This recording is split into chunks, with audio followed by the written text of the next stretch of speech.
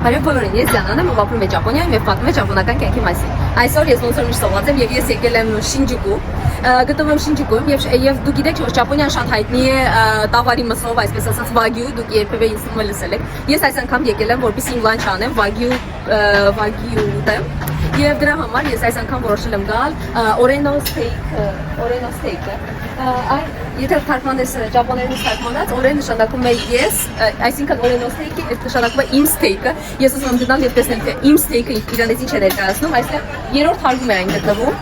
Անպայման ուշադիր եղեք, որ ինքը առաջի հարգում չի եւ կարող է սկզբից չերևալ։ Եվ այսպես ինձ գցնում են շամպայն, խմացնում են այսպես ասած։ Վաու։ Arigatou gozaimasu.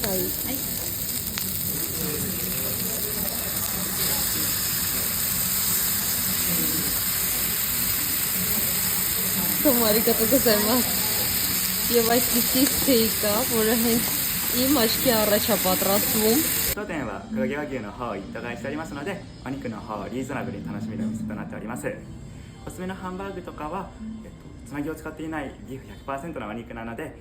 ジューシーで楽しめるものとなっております。1名様からでもどうぞご利用ください。お願いします。